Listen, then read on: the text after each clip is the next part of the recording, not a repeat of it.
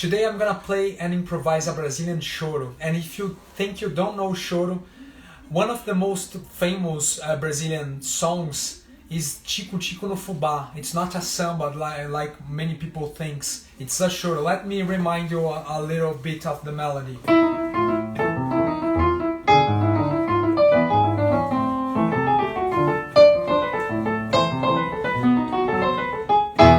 This is Tico Tico no Fuba, and I'm gonna make some improvise. We won't lose time telling a lot of things. I'm gonna play, and so I'm gonna do some comments about what I'm doing. All right, so let's go.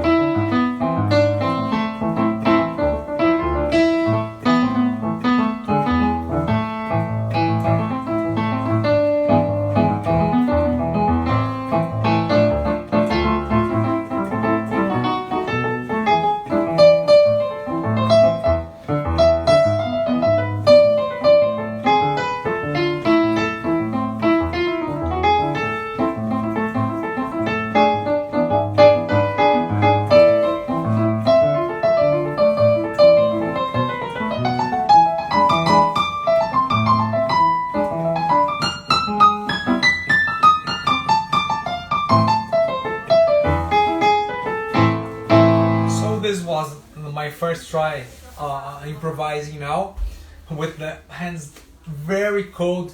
Here in Brazil we have it's very cold. It's an unusual cold, so I have to warm up a little. But let's talk about some details that we think when we improvise and add the language of choro. The melodical language of choro is made of arpeggios and scales, and the phrases often and chord notes, differently from jazz or bossa nova that we want the sound of the tensions. The tensions in choro are used just to delay the resolution of the melody. So it's another way we think that will sound inside the language. There are modern groups that they change the melodical language, but I'm telling first, if you want to sound Brazilian inside this style, I recommend you to start improvising using the traditional language to understand what is basic. Another thing that I avoid, it's blue notes. We can use some chromatism, some kinds of chromatism, specific chromatism, but I avoid doing phrases using the blue note. For example,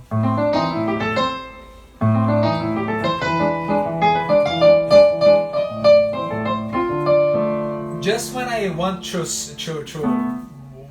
sound blues, but I'm out of the language. In choro, this melodies doesn't exist. All right. So, and our purpose in the Brazilian accent improvisation is to make you aware of what melodical language you are using. Sometimes you want to make some musical joke put in some other languages, but this is not the case now. All right. Um, so the melodies are very diatonic, and there are some specific chromatisms that I say. At the end of phrases, it's common to have this chromatism.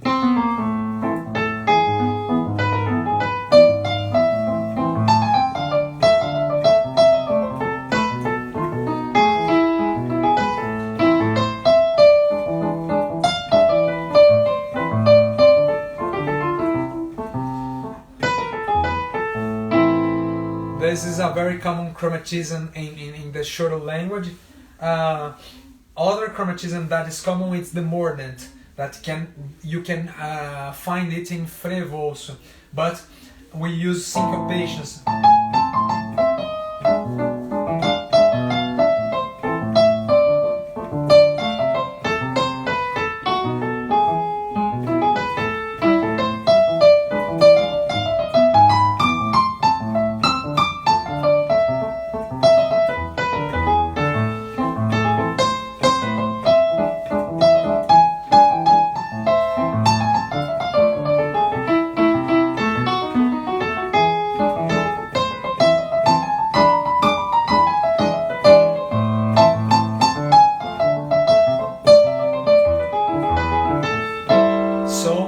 These are the mordants, right?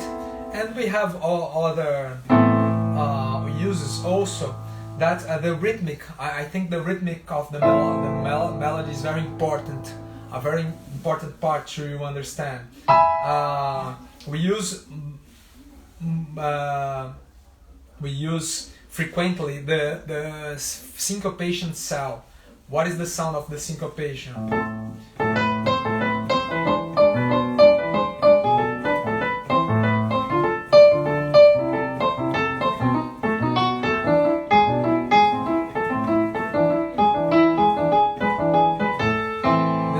Syncopation cell, alright?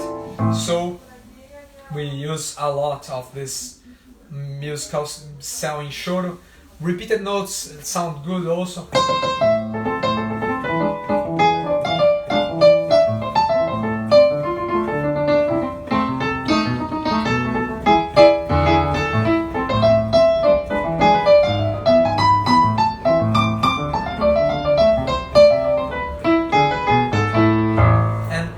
That is a very interesting challenge here. I've studied a bit of jazz and blues, and it's a very difficult challenge to play, to improvise in the Brazilian language without using so much chromatism. When I started to play avoiding chromatism, I almost lose my possibilities. And this is a very interesting exercise for you improvisers, and you're gonna grow up a lot developing ideas without having this resource. Alright? I'm gonna now do more improvise, and I'm gonna comment some different ideas that can help or can happen during my improvise. Alright?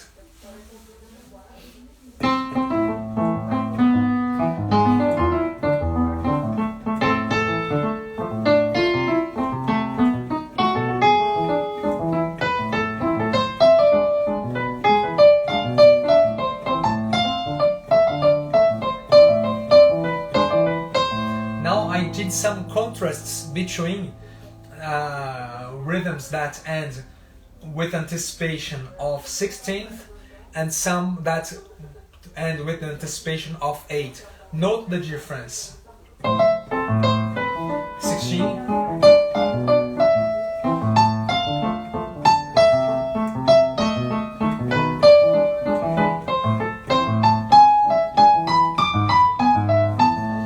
I'm gonna do phrases that anticipate with a 8th note.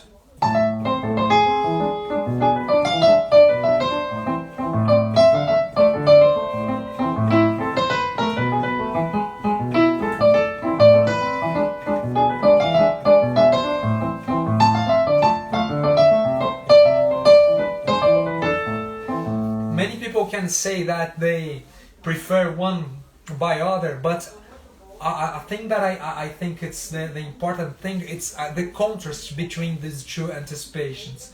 You're gonna gain a lot of swing in your melody when you improvise in both endings of phrase. So pay attention a little for this.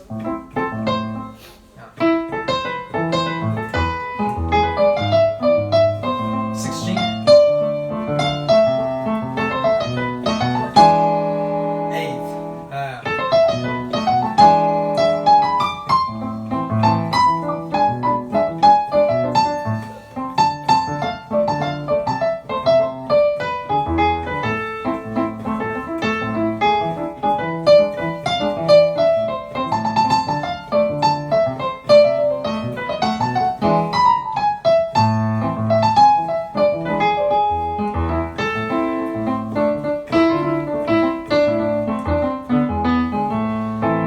The phrase on the head of the beat, on the beat. Alright, so when you create these contrasts, you can give a very interesting swing to the melody. Alright, so let's do more.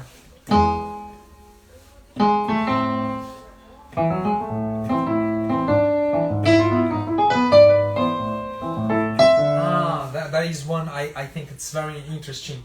To delay the resolution of the phrase, of the chord note. We stop in attention and resolve after. Let me do some phrases like that.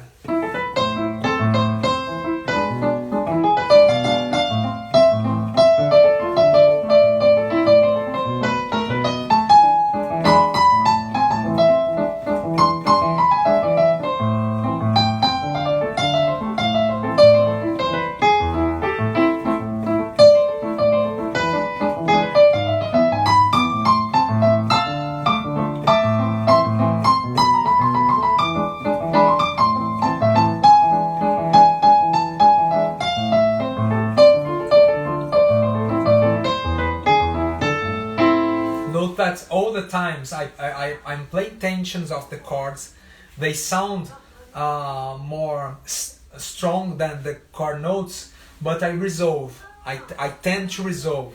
That is a thing. It's a thing that we wouldn't do in jazz. Wouldn't have this worry of resolving the notes. Let me improvise more.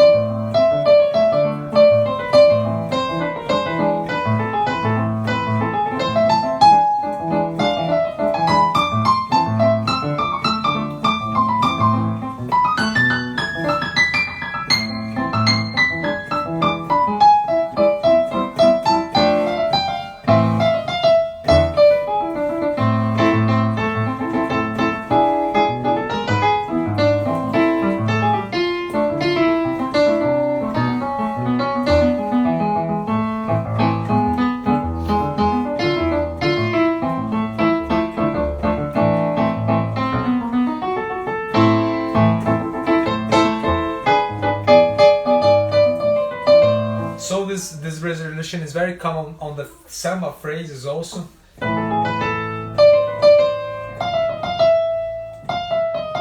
It's like a gruppetto.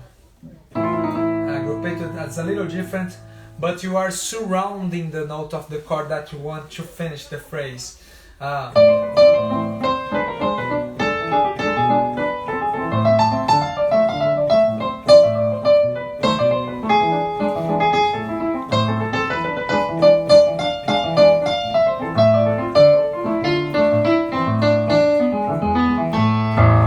So this is very common, and I've made some lives showing how to study this and apply.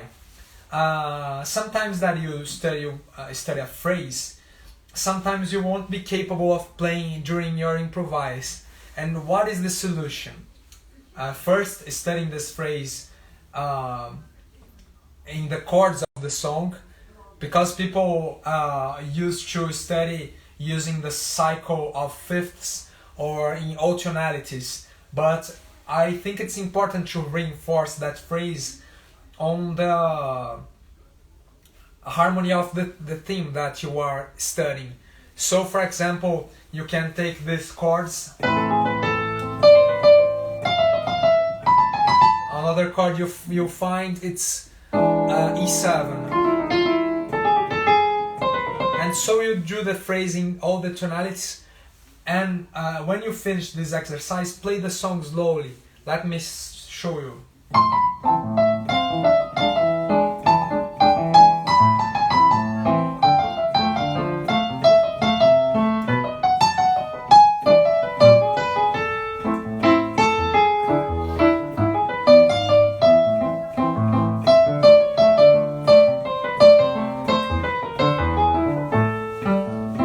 Improvise slowly, you can find, independent of the level you play, you're gonna find very interesting ideas in your play, because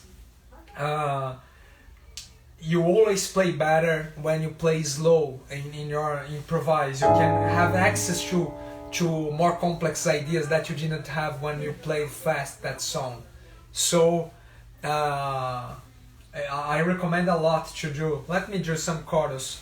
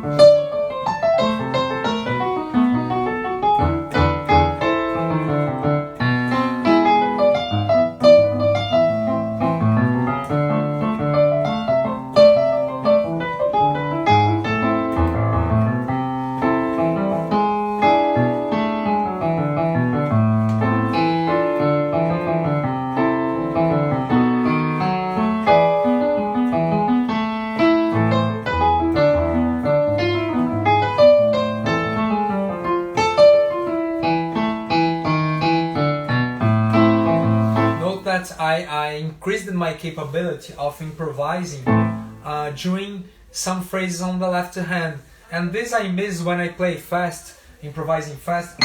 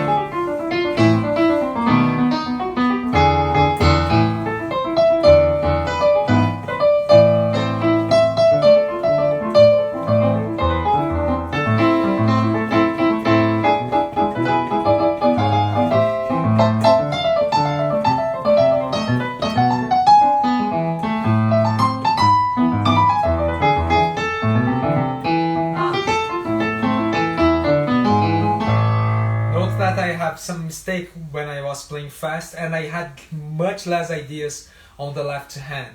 So study for me, this is a thing that I would be interesting for me to increase this capability of improvising with the left hand.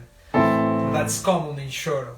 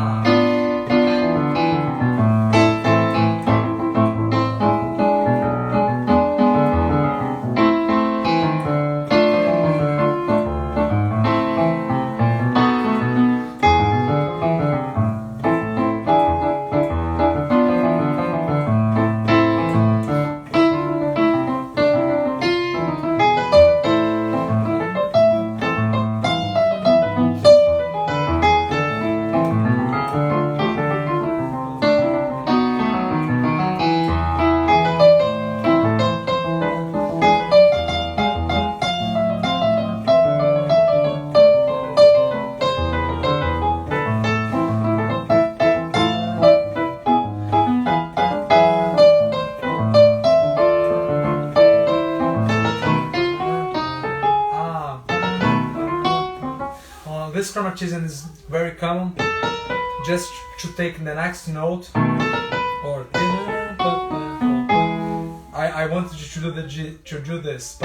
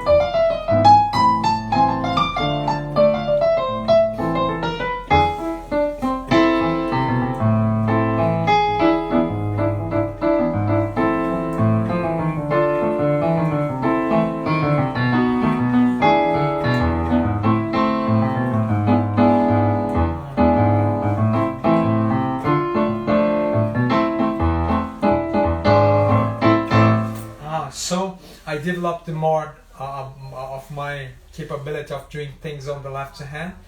This is a very interesting, and to study fast also can be interesting. Also, it can be challenging and can develop a little of your technique also. Let's do a little to end this live.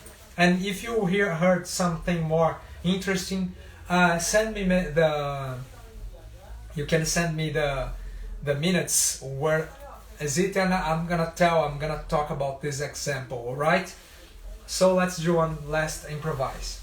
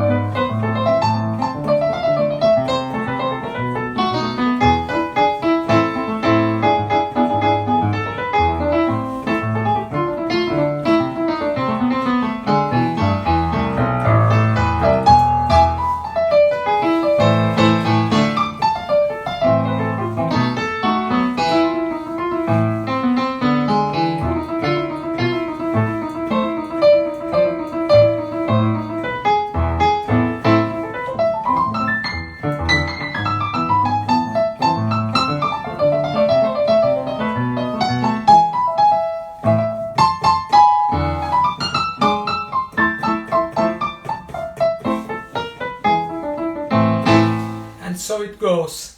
So this is it. I hope you have learned a little more about Brazilian music.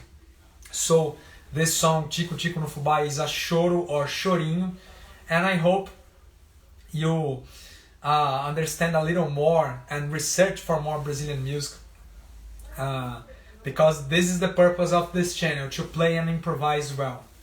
Alright, if you have some doubt, just send me messages on the comment, that I'm gonna be very happy to help you in this process. Alright, thanks for watching, and see you for more lives and quick tips about the Brazilian accent in improvisation. Thanks.